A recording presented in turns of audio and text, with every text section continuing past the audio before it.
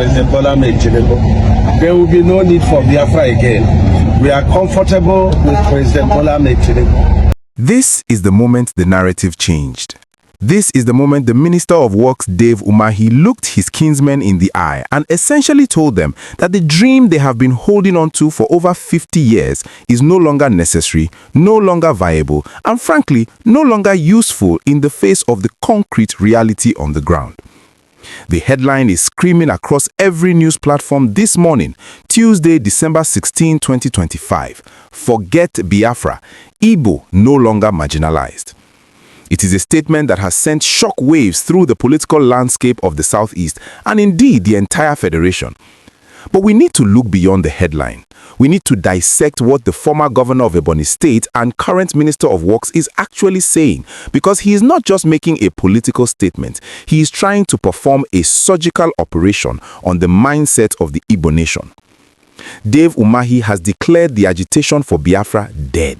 He hasn't just said it is illegal, he hasn't just said it is dangerous, he has said something far more damaging to the cause. He has said it is needless. He has stripped away the very foundation of the agitation, which is the cry of marginalization, and declared that under President Bola Ahmed Tinubu, that foundation has been replaced by concrete roads, key appointments, and a level of integration that the Southeast has not seen in decades. According to Umahi, the Biafra that people are looking for, the development, the equity, the recognition, is already here, wrapped in the renewed hope agenda of President Tinubu. Let us set the scene. This was not a statement made from the comfort of an air-conditioned office in Abuja. This was made on the battlefield of infrastructure. Minister Umahi was on an inspection tour of the ongoing mega projects in the Southeast, specifically the Enugu-Anambra Road and other critical arteries that have been the weeping sores of the region for years. Surrounded by engineers, contractors, and stakeholders, the minister took the microphone and delivered what can only be described as a eulogy for the separatist movement. He argued that the agitation was born out of neglect. It was a child of necessity. When a child is crying, it is usually because they are hungry or in pain. But Umahi is asking, if the child is fed, if the pain is gone, why is the child still crying? He stated categorically, there will be no need for Biafra again. Why? Because, in his words, the Igbos are now comfortable and happy with the current administration. He pointed out that the sentiments of marginalization that fuel the rise of IPOB and other groups have been erased by the sheer volume of federal presence in the region. He challenged anyone to look at the verifiable evidence on the ground. We are talking about the concrete revolution. Umahi is not promising asphalt that will wash away after one rainy season. He is talking about rigid pavement technology, roads designed to last for 50 to 100 years. He is saying that President Tinubu is building a legacy in the Southeast that even the sons of the agitators will drive on. The minister listed specific projects that are no longer just drawings on a map, but are seeing rapid execution. The Enugu-Port Harcourt Expressway, the Owerri-Onitsha Expressway, and the critical Section 2B of the second Niger Bridge. He mentioned the Artisan Bridge in Enugu, which was finished, dusted, and delivered. These are not small feats. For over 15 years, as Umahi noted, previous administrations would come, do a little patch work, and leave. The roads would fail, the people would suffer, and the cry for Biafra would grow louder. But now, with billions of naira being sunk into the soil of the Southeast by the Tinubu administration, Umahi is asking the rhetorical question, what else do you want? If you wanted a separate country so you could build your roads, and Nigeria is now building those roads for you to a standard you couldn't even afford on your own, then the agitation becomes redundant. It's a harsh truth for some to swallow, but Umahi is known for his bluntness. He is effectively saying that holding on to the Biafra flag in 2025 is an act of self-deceit. He is arguing that the unprecedented integration of the Igbo into the mainstream of Nigerian politics is a fact that cannot be denied.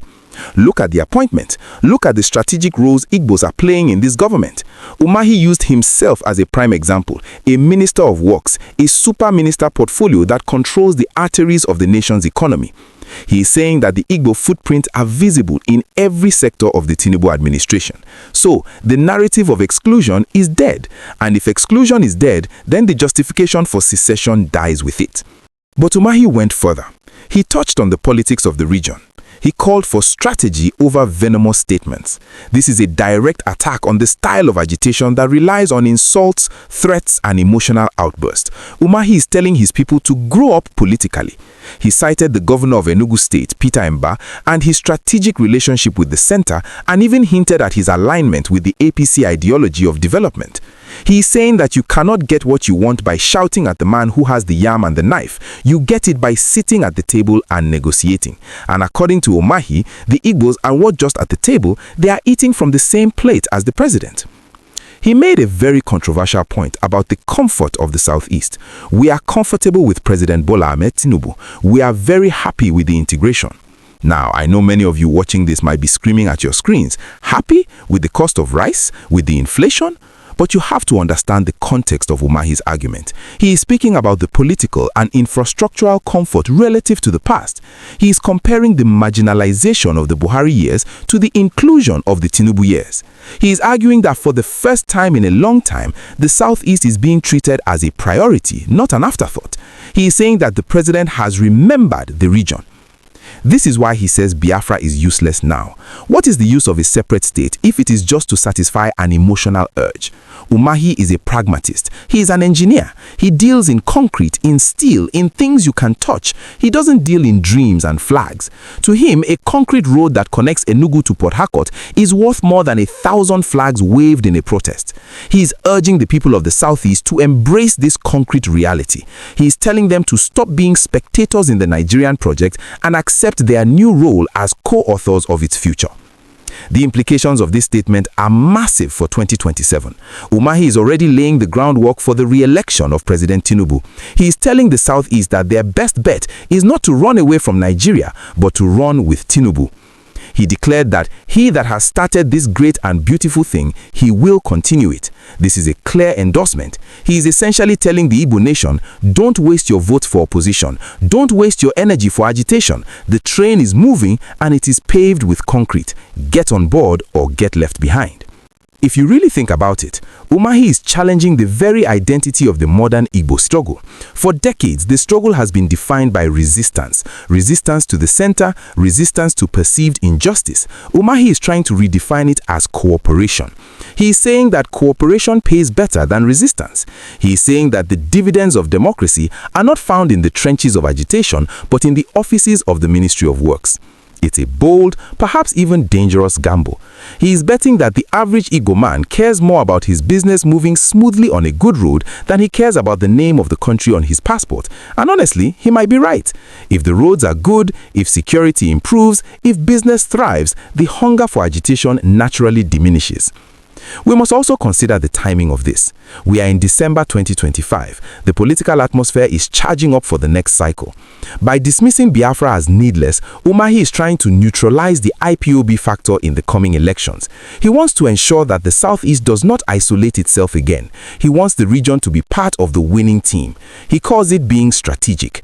Critics might call it selling out, but Umahi would ask you, what has the agitation brought us in the last 10 years other than death, sit-at-homes, and economic destruction?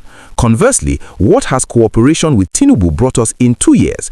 Concrete roads and key appointments. The choice, he suggests, is clear. So, the message from the minister is loud and clear. The war is over. Not the civil war of 1967, but the psychological war of marginalization. He is declaring victory on behalf of the Igbo people, even if they don't realize it yet. He is saying you have won, you are integrated, you are recognized. So drop the gun, drop the flag, and pick up a trowel. Let us build this mission. It is a provocative stance, one that ignores the deep-seated emotional scars that many still carry. But it is a stance grounded in the visible, tangible progress of infrastructure. As we wrap up this analysis, you have to ask yourself, is Dave Umahi the voice of reason that the Southeast has been missing, or is he disconnected from the street reality? Can concrete roads really replace the desire for self-determination? One thing is for sure, the minister has drawn a line in the sand, or rather in the concrete. He has staked his political reputation on the success of Tinubu's projects in the East. If these roads are delivered as promised, if they truly last 50 years, then history might remember Umahi not as a traitor to the cause, but as the man who modernized the Igbo nation and reintegrated it into Nigeria. I want to know what you think about this concrete verdict. Do you agree with Minister Umahi that Biafra is no longer needed? Has the marginalization truly ended because of appointments and road projects? Or is the minister just playing the script of his master? Drop your thoughts in the comments below. I read every single one of them. And please, if you found this breakdown insightful, do me a huge favor and smash that like button. It helps the algorithm show this video to more people. Don't forget to subscribe and turn on the notification bell so you never miss an update on the unfolding drama of Nigerian politics.